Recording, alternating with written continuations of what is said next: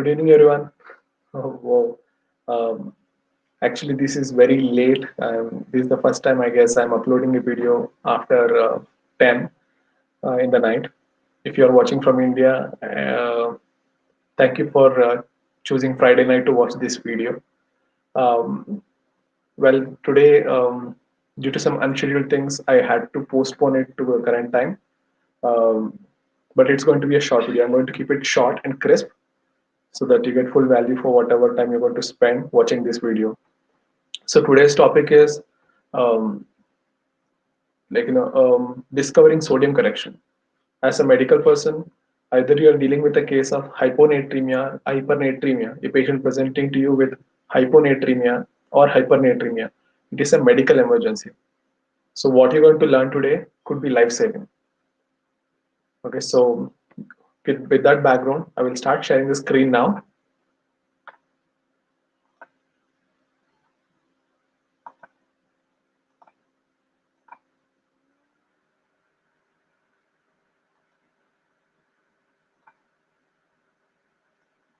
Okay, so discovering sodium correction part one. Yeah, calculating water deficit or gain.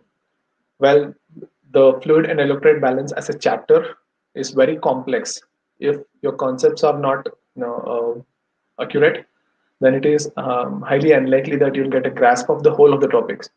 So the current topic, discover sodium correction, is going to be discussed in parts in series as an experiment, so that students get basic grounding at each level as they learn, as they are going to follow the series one after the other. So in the first part, we are just going to find out how we will calculate a water deficit or a water gain in a patient who is presenting to you with a medical emergency of hyponatremia or hypernatremia. So few basic things before we move to the content. There are many formulas to correct hyponatremia or hypernatremia, and they all produce unpredictable changes in a clinical scenario. So one thing you should keep in mind is the formulas that we're going to discuss is just like a guideline. Like as you're when you're trying to cook with a cookbook and add salt, it will say pinch of it. Pinch could be different for different person, right? Same way, the sodium correction formula is there. It may say one pinch, but the pinch is according to your taste. In this case, it will be according to the patient's need. So it is going to produce unpredictable changes. So you need to keep a watch on this. Next thing is the formulas don't account for ongoing water loss or gain. For example, a patient has come to you with hyponatremia. The formula will give you at that point in time what you need to do with that patient, but it doesn't take into account what could be happening ongoingly with the patient. The process of hyponatremia may be still on, so the patient may be still, the hyponatremia may be worsening with time, but the formula predicted will be at a point in time when you took the calculation, when you took the measurement. So the ongoing loss or gain, either sodium or water, will not be taken into account by these formulas. That also adds to the unpredictable changes. Next one is, this is something which is basic. Most of you will be already knowing it. Either hyponatremia or hypernatremia. When you're correcting them, you should not be overcorrecting. Overcorrecting is not shooting beyond the normal value or shooting like a normal sodium value is 135 to 145 milliequivalents per liter. It's not shooting more than 145. That's not the overcorrection. For example, a patient with hyponatremia comes to you with sodium levels of 115 in plasma, then you should not correct the sodium level to more than 125. That would be 10 milliequivalents from what patient came to you within 24 hours. Okay, that is what it means by overcorrection. So any correction either in hyponatremia or hypernatremia, you are not going to do it for more than 10 milliequivalents per day. So these are three basic things that you need to know. So let's get into the currently the today's topic, calculating water deficit or water gain. Well, this is the formula. Water deficit formula. For example, a patient has a fixed amount of water in the body, right? Yeah. Now that person will develop hypernatremia if he starts to lose water. So he will be having a deficit in the body. And the formula is total body water divided by 140 into sodium minus 140. Well, don't worry about memorizing it. I will tell you an easy way. Next is water excess formula. So who will have water excess? A patient with hyponatremia who has excess water inside the body dilutes the amount of sodium that is there in his body, developing hyponatremia. So he has some amount of water excess in his body. And the formula to calculate that is total body water divided by 140 into 140 minus sodium, serum sodium. So if you look at this, the formula is the same, except for in hypernatremia it is sodium minus 140, and in hyponatremia it is 140 minus sodium. Okay, and if you still think that, oh, this is something I need to by heart, so we are going to go to the grounding, like the concept, basic concept. So you don't have to memorize this, but you can derive it anytime when you want. So that you don't have to depend on your memory, but you will have to depend on the understanding. So if you look, one assumption in this is that sodium change is due to water deficit or water excess. So for example, a patient comes to you with hypernatremia. The patient might have gotten hypernatremia due to water deficit in his body. Like someone who is chronically dehydrated develops hypernatremia. Or sometimes it could be due to solute excess. Like for example, someone gave a IV fluid with increased sodium concentration, like 3% sodium chloride concentration was given more than what was required for correction or whatever. So here, if you look in actual scenarios, it can be either due to water deficit or increased sodium infusion. But the formula assumes that the water deficit, is this is due to sodium change is due to water deficit or water excess. It doesn't account for sodium given or sodium taken out of the body. That is one assumption in this. So let's see how to derive this formula. So this is the basic thing.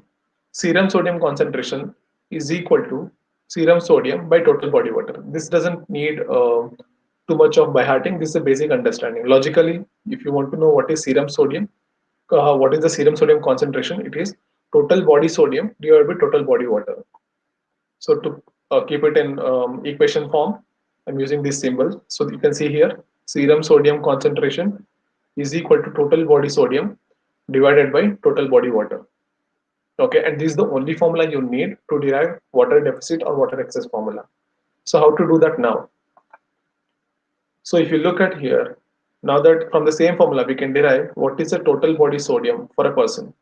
So total body sodium is equal to serum sodium divided multiplied by total body water. Okay, so now you get a formula to identify what will be the total body sodium in a human body. Correct. Now consider you are in an emergency or you're seeing a patient and the patient comes to you with a hypernatremia. What will happen then? Consider the patient is presenting you with hypernatremia. So the total body sodium in that patient, whatever the sodium was there in that patient, that would be his serum sodium and total body water, right? So this will be a product of serum sodium and total body water. What it means is, if that same person, the patient who is come to you with hypernatremia, when he was normal, his serum sodium was 140 and his total body water was whatever the total body water is there now, like dehydrated, like whatever the body water that is there now when he has come to you, plus he must have had some more water in his body when he had a normal serum sodium, which he has lost to develop hypernatremia. So you see this currently total body water, it has lost the X amount of volume. That is a deficit. We are now going to calculate this. So one thing that is constant is his total body sodium was constant. You see the assumption, the hypernatremia has developed because of only water deficit. So that is what we are going to calculate. So by taking this, we can now easily calculate it. Now, what will essentially mean is since the total body sodium in that patient has remained the same, so 140 into total body water plus X should be equal to serum sodium, which is current serum sodium of the patient, into total body water. And then if you go by a few steps, which is mathematically derived, you see here total body water is equal to serum sodium into total body water divided by 140, because 140 is taken to the right hand side now. And then you get the X. X is equal to serum sodium into total body water divided by 140 minus total body water. The total body water is taken into again right hand side. Now X is equal to serum sodium into total body water divided by 140 into I am adding like I am multiplying and dividing by 140. so that I get a common denominator of 140 here. Okay, and then finally x you'll get as total body water divided by 140 into serum sodium divided minus 140. So this will be the formula for hypernatremia, and this is how we derive it. So let's go to hyponatremia. So hyponatremia, nothing much different. Only thing is you see the image is reversed same way. In hyponatremia, the symbols are reversed. That's it. So here, if you look, the first few steps are same. Here, if you look, the patient has come to you with hyponatremia. So total body sodium of his is whatever the sodium he has presented to you with, the hyponatremic value, and total body water. Now, when he was healthy, that is like when this hyponatremia patient was healthy, he must have had less water than what he has now. So he has developed hyponatremia because of water gain. Okay, and that gain is the X, which was not there before, right? So this total body water, like if you again go by the mathematical step, it's almost the same except for the negative symbol that is carried, right? And at the end you will get to see that only to remove the x, like only to find the water, whatever the water gain is, you have to make it these things right hand side, the negative symbol has to be multiplied, so you get the reverse of what was there for hypernatremia. That is total body water divided by 140 into 140 minus serum sodium. This was reverse for hypernatremia. So if you watch that, if you see here, hypernatremia, water deficit is equal to total body water divided by 140 into serum sodium minus 140. In hyponatremia, water gain is total body water divided by 140 into 140 minus serum sodium. Yeah. Well, that is how you will derive the formula to calculate water deficit or water gain. So in the upcoming series, we will go through other formulas that are in use and other clinical scenarios which will help you deal with sodium disorders better. Till that time, um, if it may be possible that I'm just stopping the screen now. So what I would also tell you is, though we did this formula, we are science students as medical students, and we might have lost touch with maths. In fact, you may have to do that if it is not fully ingrained to you. You may have to watch this video again, or take a pencil and pen and start deriving the formula on your own. It's not wrong or abnormal. I have to do that. I have to take my wife's help to get this equation right. So don't worry about that. So in the coming series, we will get to see some other formulas and some other clinical scenarios which will help us deal with sodium disorders better. Okay. Thanks for spending time with me. Take care. Bye.